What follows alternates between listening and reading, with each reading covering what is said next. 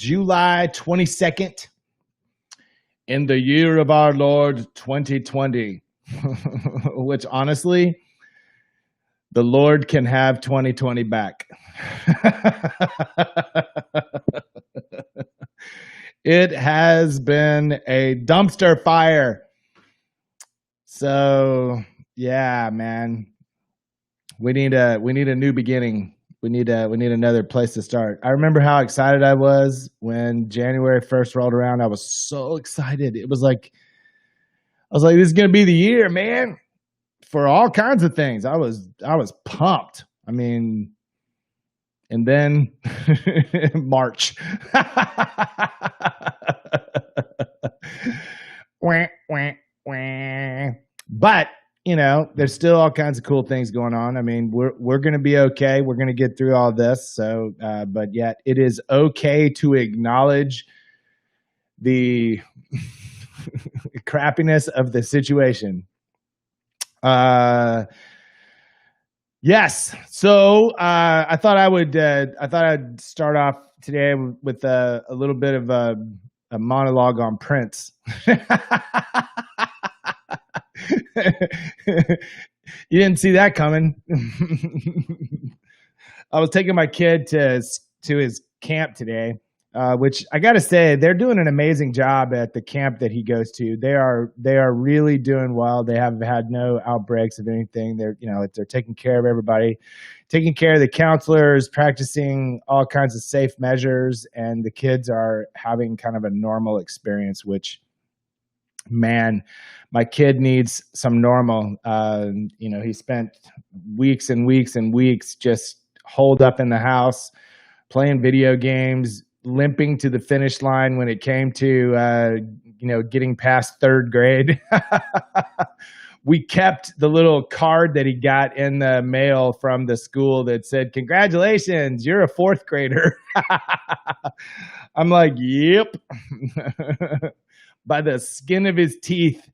So at any rate, we await further instructions from Austin ISD, but I think there's no one that is a thinking person that believes that we're going to be going back to school anytime before Labor Day and then possibly beyond. But we've got alternatives. I mean, it's a to have resources to be able to provide alternatives so that your kid, so that we're not having to do everything at home by ourselves, but I feel for parents and I feel for families that are having to face those decisions. But I also feel for our teachers and fear for the teachers of America who went, as somebody posted the other day, I think it might have been Andrea that posted that very poignant post about how teachers went from being heroes to zeros over the course of this situation because of the way that, let's just put it this way, the highest levels of power have mandated these things or tried to mandate them, which puts teachers and teachers unions on the other side of that level of power and what they represent. And so that's a pretty crappy thing to do to people who have who during one of the worst things that could have happened at the end of a year busted their hump, turned around, started doing everything online, sweated, I'm sure, cried, were frustrated, all the rest of it. Everybody was applauding, everybody was excited, and then all of a sudden, now, yeah, well, you should go back to work. I'm like, yeah, well, go back to work. That's one thing when you're just handing people food or you're bagging groceries and, you're only with people for a few moments, but when you're with kids all day long in a room, and you have no idea what their exposure is and all that happy stuff. I mean, that's a scary proposition. So I feel for everybody on all sides of this issue, except for the highest levels of power. I don't feel for I don't feel for that as much as I do for the folks who are having to live with all of these things and the decisions that have to be made and all that stuff. It's tough, man. It's tough. We're going to be, in fact, we're going to be working on some, in fact, with some of the elders and staff, we're working on a big announcement. Well, it's an announcement. We're kind of speaking into the moment, so we're going to be doing that sometime in the early August, and we're going to be talking about some of the things that we're going to do to help our congregation be connected, and that may include some outside socially distanced things where we could do things safely and sort of maintain the CDC guidelines and the guidelines of the city of Austin, and those are going to be our barometers. We're not going to listen to the pundits. We're not going to listen to the highest levels of government. We're not going to listen to the highest levels of government in our state. We're going to be guided by the CDC guidelines and the city of Austin, which has, I think, acted responsibly. And that's going to be our phrase, right? That we will be responsible in all the things that we do. And so we're going to get imaginative, y'all. We're going to do some imaginative stuff, and I'm excited about that.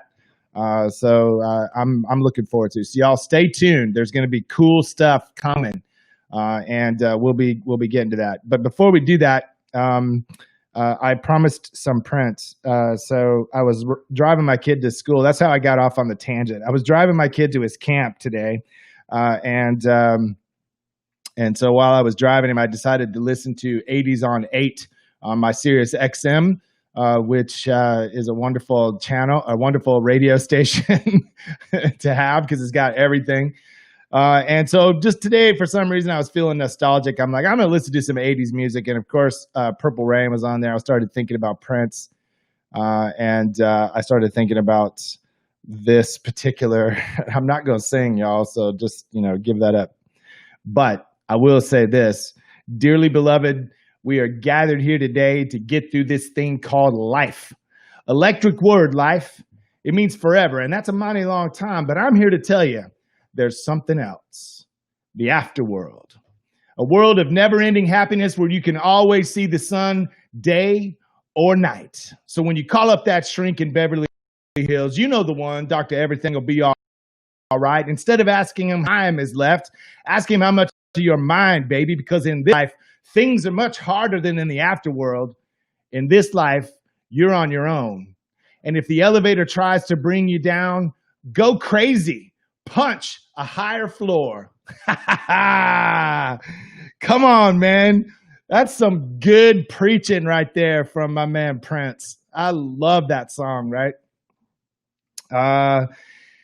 Yeah, so I'll answer your question about the Holy Land in just a moment. I am waiting for the responses to my Prince diatribe. Oh, man. Let me tell you my favorite story about Prince. He did the halftime show for the Super Bowl, which was, and I probably told this story. I don't care. I'm going to tell it again. He did the halftime show for the Super Bowl some years ago, and it was, without a doubt, in my mind, the very best Super Bowl halftime show ever because of the musicianship.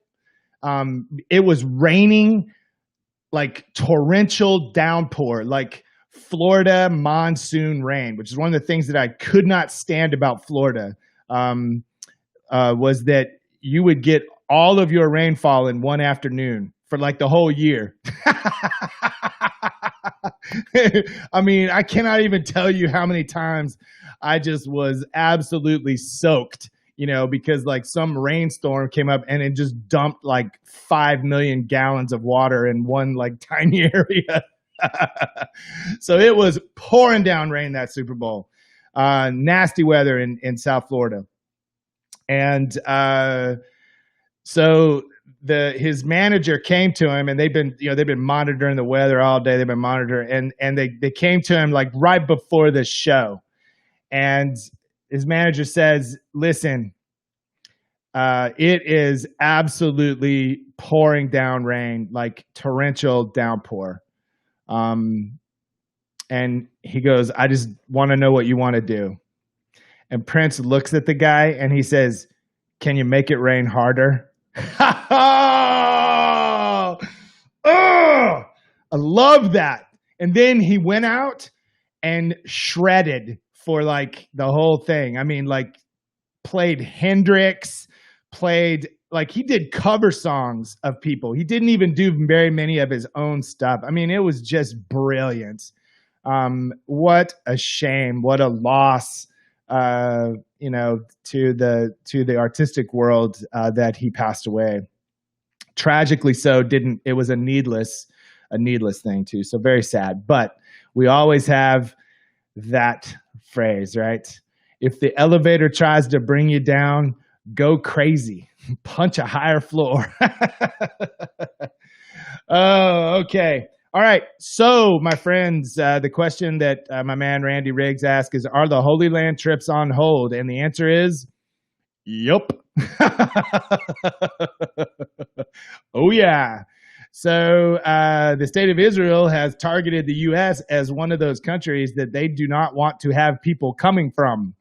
And so if you go to if you go to Israel now, you have to quarantine for 14 days in like a government sanctioned facility. You know, it's no fun at all. So at any rate, they're shut down for tourism once again. Their schools shut down again. I mean, they started having spikes and started having increases, and so they've are taking measures. Anyway, we have rescheduled for May of 2021. That's the next date that we are setting out. And listen, if we are still shut down by May of 2021, I quit. I'm going to go move up into the mountains into like a cabin, and I'm not coming back for like ever. No, I'm not going to do that. But, you know, I mean, I firmly believe by then that we will be, I don't think everything's going to be normal like it was before. The world's not going to be like it was before. But I believe that by then we should be good. So the plan is to go to the Holy Land in at the end of April and early May of 2021. I am going to be working with two other pastors because we realize that a lot of people will be afraid to travel, and so we're going to have to combine our efforts, and we'll take the folks who are not afraid to travel, and so we'll have a group that will be tracked in end of April and May 2021. And I think the prices will be a little bit better, perhaps. I'm not sure. I'm going to be looking into that. They're working on that right now. It's hard to know. No one wants to commit to stuff right now, so they're working on all that. But we have shifted everything to that date. So end of April, May of 2021. If you would like to go with me to the Holy Land, and it'll probably be a lot less crowded than it has been in the past. It'll be awesome. And if you want to do that with me, then start planning now for the end of April, May of 2021. I'll put those dates out. I'll start promoting it. But, you know, honestly, right now, I think a lot of people are just not thinking about that. It's going to be a little bit before we're able to start really having firm plans. So, but I'm down. If y'all want to go, if some of y'all want to go, let me know. I'll put you on my list. I'm going to start sending out stuff probably in another month or so to really start promoting that trip, because I want to go back. I want to go back. I miss it. I miss our folks there, the friends that we've made there. I miss the land. I miss being there. I miss traveling with folks. I just miss it all. So that'll be good to be able to do that. Okay. I'm trying to think. Oh, tonight, folks, tonight we do have our Conversations on Race class that's going to be meeting again. I'm going to give you guys some information on how to access that. So every week, it seems I have somebody that texts me or emails me and is like, I can't get on. All of the information is on our emails that we send out. It's on It's on all of the materials that we've, all of the emails, all of the communications. It's on all of the stuff that we've been sending out. But there is a Zoom link that I'll give to you right now, if I can get to it. And that is not what I wanted. Okay, so I'm going to find the Zoom link, and I'll get that to you guys here in just a second. But we are having our Conversations on Race class tonight, and I'll give you the topics. I mean, if you don't know what they are, tonight we're going to be talking about. Tonight will be a brief history of civil rights. And we're going to be talking about the 1619 Project a bit, the historical overview. So this is going to be there's some stuff to read.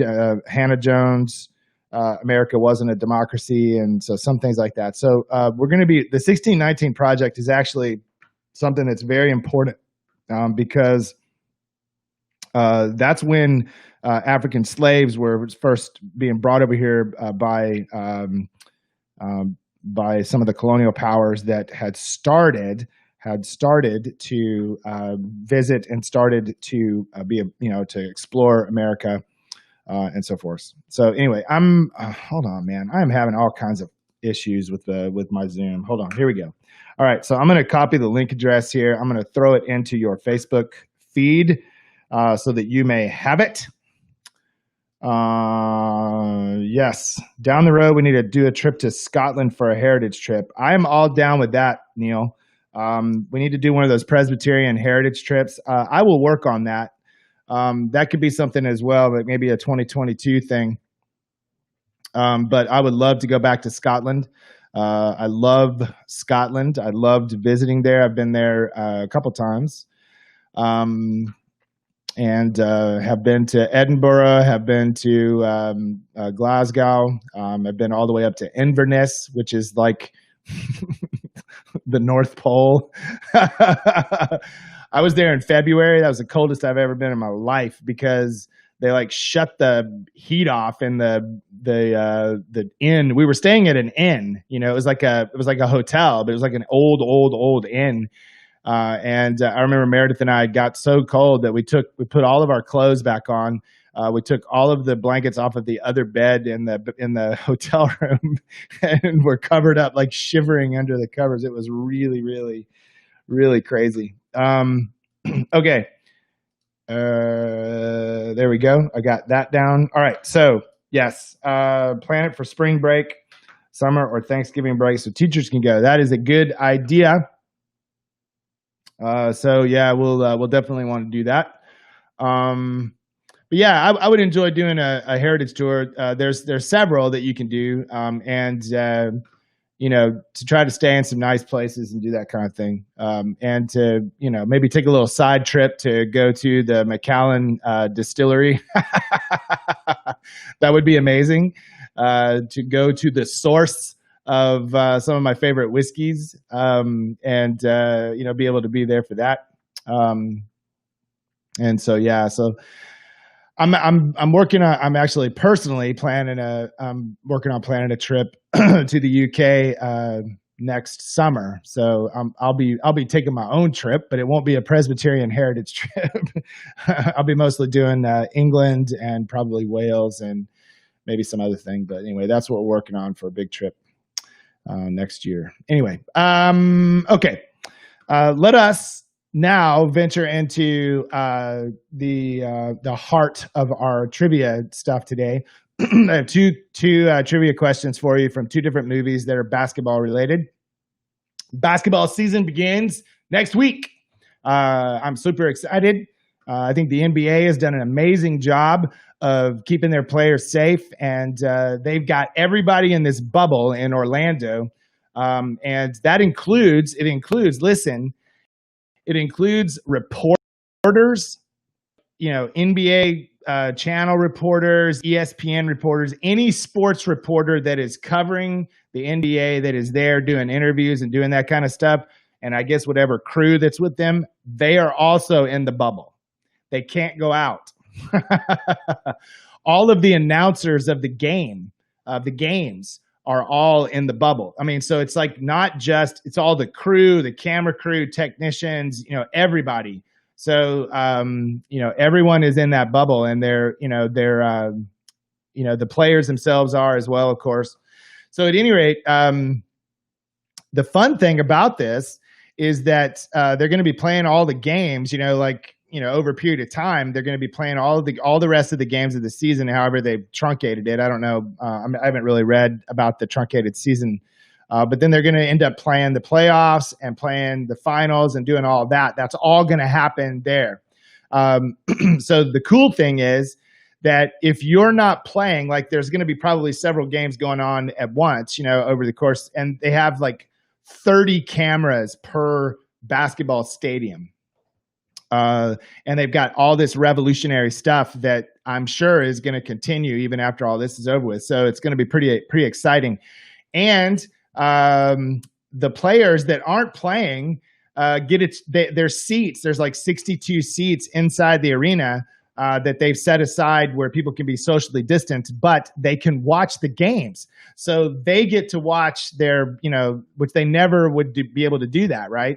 So it's almost like an AAU weekend, like when your kid or if you played AAU basketball or tournament basketball of any kind on a traveling team, it's like one of those things where you go and you stay at a place and, you get to watch all the other games that you're not playing in. That's what it's going to be like. I think it's going to be super cool, and I'm really excited. And of course, I'm really hoping that the Clippers are I think they're fourth. They have the fourth best record in the league. So they're right there, ready to move if they need to. I think it's going to be an exciting season. I am not a LeBron fan. I mean, I like LeBron to a certain extent, but I'm not a LeBron fan because he's wearing that ugly, stinking Lakers uniform. I can't stand that. It's like, who cares? Freaking Lakers, get everybody to come to their team. I think it's pretty cool that Kawhi Leonard went to the Clippers instead of the Lakers and just kind of gave them the business. So anyway, that's my thoughts. Anyway, let's get on to trivia because I've got some cool trivia questions for you today. So the first question comes from, this was a Michael J. Fox movie that was in 1985. And in the movie, Michael J. Fox played basketball.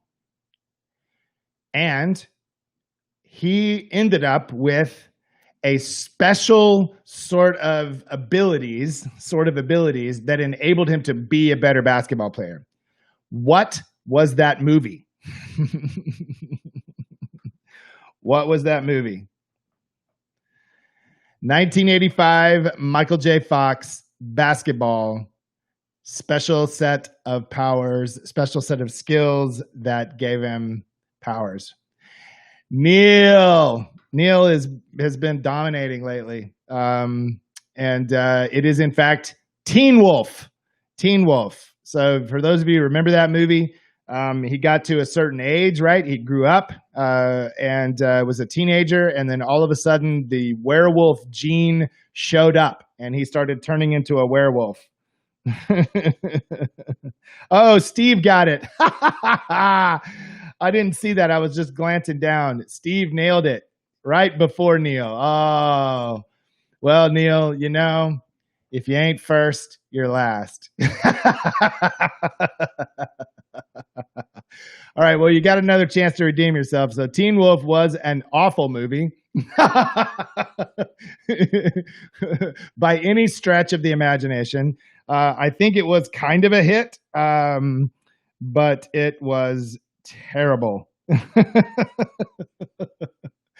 And it had sequels, which was also terrible. And then there was a television show that tried to revamp the story and make it dark, whatever that stupid, I can't even remember it, Twilight.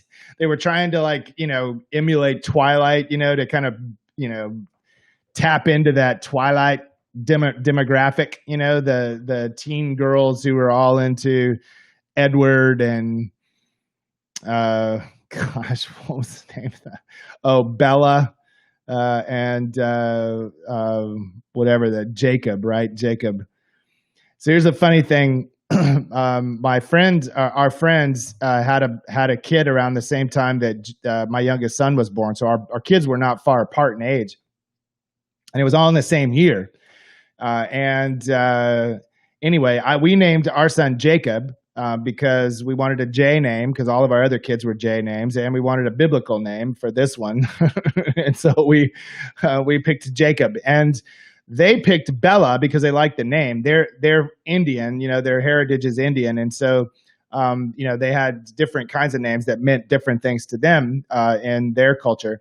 So anyway, the funny thing is when I looked at the list of the most popular baby names that year, it was Edward, Bella, and Jacob because of that stupid movie and that book, Twilight, right?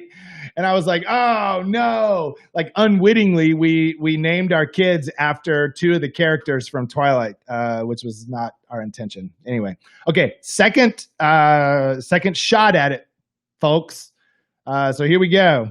There was a 2006 basketball movie that was the title of the movie was Glory Road, and it was about a Texas university, a college in Texas basketball team in 1966, where the basketball coach decided that he would build his team with talent and not necessarily by categories of race, which up until that time, all of the basketball players had been white. And so it's based on a true story.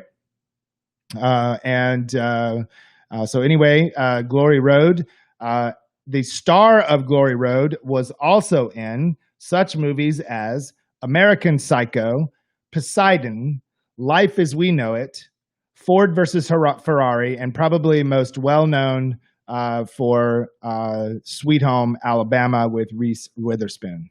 If you can name that actor who was the coach in Glory Road, you win. And you don't really win anything except the pride and the accomplishment of competing with Steve and Neil. And I haven't seen Warren on here. Maybe Warren has been. I haven't noticed him, but yeah. So usually, and Randy's been pretty good on here too. So if you guys can figure that out. He was in Poseidon. He played one of it was a small role in American Psycho. I just watched that movie not too long ago. It was really disturbing, but well done. And he played one of the friends of Christian Bale's character, who was like one of the Wall Street idiots, that was like a full of himself kind of guy. Something Lucas, Josh Lucas. That is correct, Neil. You have redeemed yourself. You've redeemed yourself. Josh Lucas, a fine actor who did an amazing job in Glory Road. Really great movie. It's underrated, very underrated, but very good. Feel good movie. It's kind of like along the veins of Remember the Titans, that kind of movie. Okay, so make sure that you are with us tonight for our conversations about race. That's going to be happening, and this coming Sunday we will be doing Church Up, and so we've got our worship service at 9:30 a.m. Central Time. Pastor Britta is going to be preaching on. She's preaching from a passage in Revelation as she concludes the sermon series Focus. We'll be starting a new sermon series the following week. It's called Indescribable. And that's going to be all about creativity, the creativity of our God, and how you and I are called to be co-creators with God, and that we can creatively share God with others. And so there's all kinds of cool to do with that. And Randy, what I can't remember the actual college. Was it the University of Texas El Paso? I think it might have been the University of Texas El Paso that was based on, because they went like, I mean, I guess they went to the finals or something, the NCAA finals or something, but I can't remember which university it was.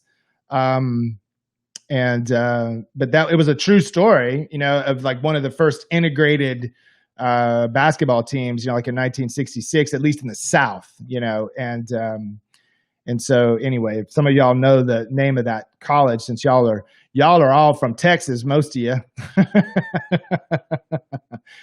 So anyway, as we kind of move forward, I know there's a delay between what I say and what you guys respond to. So Texas Western, then UTEP now. Cool. Well, I wasn't far off. So yeah, it was Texas Western. Yeah, that was pretty amazing. If I'm not mistaken, I think it was Duke. Didn't they play? Or not it was Duke. It was the team that they played against, Mike Krzyzewski, who is the coach of Duke, Coach K, was on that team, the team that they beat, if I'm not mistaken. So that's a good story as well. That's a pretty powerful story. Okay. Some of you are thinking, how does he hold all of that junk in his head? I don't know. I have no idea. I'm full of useless information about just about every topic almost. So anyway, so yeah, Sunday we're gonna have worship. It's gonna be fun. We're gonna be awesome. We got a Guatemala video that's gonna show. We've got other things, and then next week I'm gonna work on making sure that I'm still doing this. But I'm gonna have to do some gymnastics in order to make that happen, because it was Kentucky. That's right. It was Kentucky and Pat Riley. That's it. So obviously I don't hold all kinds of useless information. I hold some. But you're right. That is absolutely right. It was Kentucky and Pat Riley. Pat Riley, who went on to become the coach of the New York Knicks and eventually the Miami Heat. And is still involved, I think, in the Heat in some capacity, or was, unless he retired. But yeah. Okay. So next week I'm going to be in Florida. The cool thing is that I'm leaving Texas, which is a hot spot for coronavirus, and I'm going to Florida, which is also a hot spot. So it's like, one or the other, I guess. I'm not going to South Florida because that is absolute Hades down there, for a number of reasons. I am not fond of South Florida at all. Like, to live there, I don't know, man. Again, I had to deal with God. I was like, I'll go anywhere you want me to go, except there. Because if I'm telling you, God, if you send me to South Florida, then I'm gonna go sell cars, or I'm gonna go work at Starbucks or something. I'm gonna Jonah that up, man, and I ain't coming back no matter what whale swallows me. I cannot stand South Florida. Like, to live there was awful. It was like the worst experience. I just don't like it at all. Now I love the Keys. The Keys are amazing. It's like when you get past South Florida, the unfortunate thing about going to the Keys, driving there, is you have to drive through South Florida. So, I mean, I just don't dig that at all. But anyway, that's where everything is terrible in Florida right now, is in South Florida. There's outbreaks in other places, but they're not as bad. That's where all the numbers are being driven. That's where everything is terrible. And so where Meredith is right now is not bad at all. But at least there they are still practicing protocols, and all the retailers finally got on board. Winn-Dixie, which is we don't have Winn-Dixie in Texas, at least not anywhere near here. But Winn-Dixie is a major grocery chain in the South, and they had been resisting mandating masks because they were listening to the president, I guess, the owners. But when Trump came out and was seen wearing a mask and said it was patriotic, all of a sudden Boom. All the Winn-Dixie stores, you have to wear a mask to go in because it's patriotic now. Okay. Let's get to our daily Devo, which today I think is, I think this one, let me get to it. I gotta pull it up.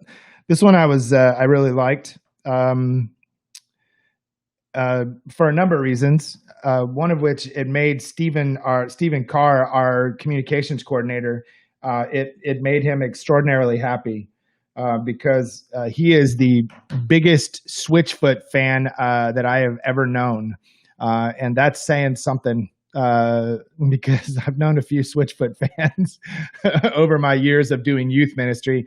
Switchfoot is a band that would be called a Christian crossover band. You know, like they made it big, you know, kind of with some hit songs that were sort of vaguely spiritual, you know, and they didn't really sing explicitly about faith and religion and Jesus and so forth, but they crossed over into kind of pop, you know, music and mainstream sort of music. So anyway, the title of the Devo today is from a Switchfoot song. So at any rate, it's called "The Shadow Always Proves the Sunshine." So for the past many weeks, our church has been working through a sermon series entitled "Focus, Take a Closer Look." And the idea we keep coming back to each week is that even though it's hard in these circumstances to see Jesus at times, when you take a closer look and you get to know Jesus more fully, you learn to trust in what you can't see because of what you can see. So hopefully y'all have gotten that message because we've been putting it in all the worship ready videos. It's been preached on a bunch of times, but that's what we wanted to get across. It's a simple and powerful way to get the point across about how important it is to look more closely at the world around us and to have open minds and hearts to see where Christ is present and then to go and meet Christ there. But there's also another way to think about seeing clearly, one that is based on being able to see more clearly because of what you can't see. In other words, sometimes the empty spaces and the dark places around us provide a sharp contrast to what is good and beautiful in the world, which is often what we're not seeing when we're so focused on what isn't good and beautiful. Now, recently I came across a poem that spoke directly into this very thing and helped me to understand it even more fully. And I'll share part of it with you right here. I'll go ahead and throw it into the comments. It's going to be kind of mashed together. Sorry about that. What you don't see helps you see what you do see. The keyhole sharpens the thrill in your brain, even if there is no one in the room. The imagery of this poem speaks to that moment when the emptiness and uncertainty of what is on the other side of that darkened keyhole sharpen your attention to what is actually around you. You might very well be going through a difficult season, especially considering the circumstances we are all in at the moment. There is plenty of empty and dark spaces all around us. And it's so easy for us to succumb to the tyranny of these times of uncertainty and to turn our attention solely to the things that aren't as we hope they would be. But when we do this on a regular basis, we begin to lose our ability to see where God is present in the world around us. We lose sight of the good and the beautiful, and we develop tunnel vision that is only focused on the darkness. We need new eyes that are opened to God's wider reality, which stands in sharp contrast to what isn't, drawing the good and beautiful into clearer focus. To quote a line from the song, from a song from the band Switchfoot, "The shadow always proves the sunshine." Father Richard Rohr sums it like this. I'm going to drop this into your Facebook feed as well. Faith is a matter of having new eyes, seeing everything, even our most painful suffering, through and with the eyes of God. It is the only way to keep on the path toward love. So if we want to keep moving forward in faith, we need to resist the urge to get solely on the shadow, emptiness, and to begin to see through God. because there are a multitude of beautiful, good, and true things to be seen if we have the eyes for them. May this be so for you today and every day, and may the grace and peace of our Lord Jesus Christ be with you now and always. Amen. So, yeah, it's kind of interesting that you can take the approach that we've been taking with our sermon series and say you can learn to trust in what you can't see because of what you can see. When you can see Jesus at work in the world, then you begin to trust in what you can't see, which is, Jesus, right? We can't see Jesus like in the way that we would probably desire, like he just shows up and he's like, hey, what's up? There he is, right? We see Christ in different ways, and we see Christ in all kinds of moments. We see Christ around us, in us, and through us. And somebody emailed me today, as a matter of fact, and was talking about how they can no longer. The interesting thing is they've started realizing they can't look at images of like the protests or of people struggling or people suffering or whatever it is, like they can't look at those images the same anymore because they see Christ sort of standing with each of those groups, standing with the oppressors, pleading with them to stop, standing with the oppressed and comforting them in their moments, standing with those who are hungry and tired and thirsty and weary of spirit and broken and all the rest of it, so and then all around us in terms of nature and so forth, I would extend it that way too as well, that Christ is present and all those things. So the thing was, he said, I can't stop. Basically, he said, I can't, it's like I can't stop seeing it. Once you see it, you can't unsee it.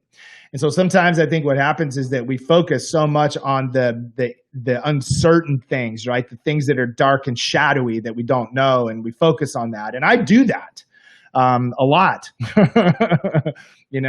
I like having a plan. I like being able to know where I'm heading. And this has been one of the most trying seasons of my life because I can't do that, in the same way. I can plan short-term things. I can plan, but I think being able to take my mind off of that, to have that lifted away, enables then for me to be able to see where Christ is at work right now, where Christ is at work in the moment. And so that's what I think we should all focus on.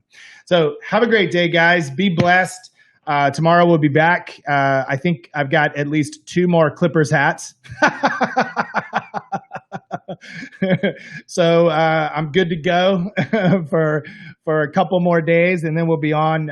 We'll figure out next week. So next week, I'm not sure exactly how it's going to look because I will be in Florida, but I do believe that I'll be able to do the broadcast from there, and so we'll work that out, and I'll figure that out, and so we'll do that. And I'll try to keep the Devos coming. I'm not taking a break by any stretch of the imagination. This is not vacation. I just want to see my wife because if I don't go down and see her, I won't see her for another 3 weeks because she's going to be there in Florida with my older son who's coming from Chicago. He's going to go to Florida and work with her for at least 2 or 3 weeks. Before he has to go back to law school. And so he's going to do some work there and get some experience doing law stuff. Okay. Hey, it's awesome. My friend Jesse Alexander is on here, guys. Jesse was the pastor of the first church where I was ordained. Not the first church I served, but where I was ordained. I was the associate pastor there with him. He was the lead pastor at that church and has gone and done. He's just continuing to serve, continuing to lead and pastor, and a great guy. So thanks for coming on, Jesse. It's good to see you, brother. I catch some of your videos every once in a while, man, and appreciate your teachings and your positive outlook. And Kim Schaefer is asking for prayers. She has an interview today. So definitely let's be praying. We'll be praying, Kim. Definitely. After this, in about 15 minutes, I'm going to our pastoral care meeting. So I'll make sure you get added to our prayer list as well. So blessings, everybody. Be safe, be well, healthy, take care of one another, and take care of yourself as well. Be blessed, guys. We'll talk to you tomorrow, 9 a.m.